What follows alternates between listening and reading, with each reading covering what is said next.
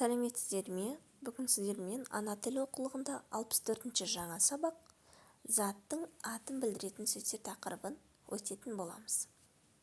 Адамға қатысты қойылатын сұрақтарға кім, кімдер деген сұрақ қоямыз. Ал заттың атын білдіретін және жануарларға қойылатын сұрақтарға не, нелер деген сұрақ қоятын боламыз. Бірінші жаттығу: өлеңді тыңда. Шынығу: көтер қолды жоғары, құстар қанат қағады, жел аяқтар жүгірер, жерге тимей табаны.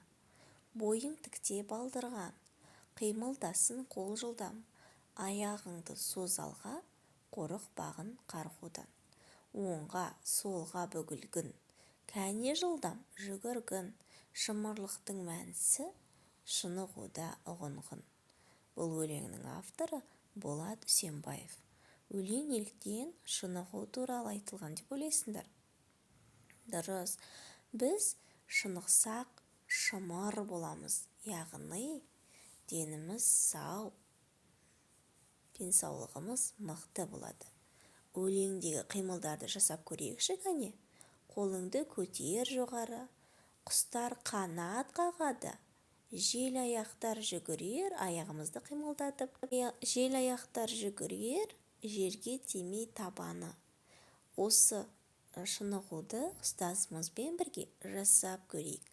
Шымыр болу үшін тағы не істеу керек екен балалар?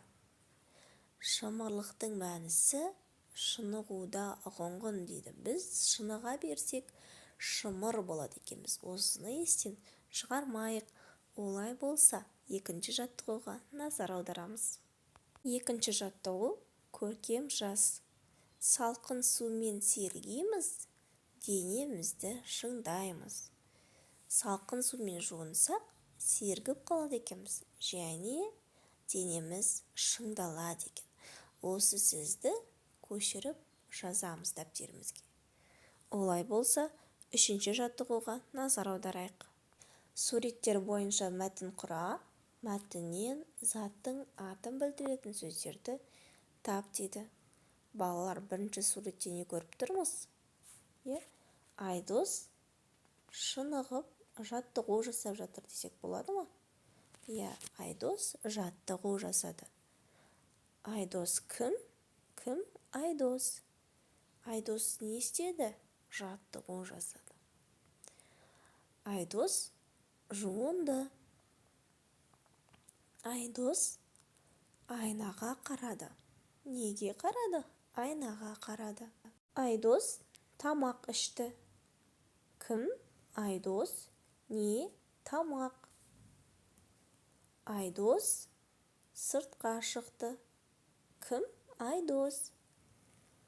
Айдос мектепке барады. Кім? Айдос. Мектеп не деген сұраққа жауап беріп тұр. Солай балалар, өздерің мәтіннен заттың атын білдіретін сөздерді мәтін құрастырып көріңдер. Рахмет, келесі сабақта кездескенше сау болыңыздар.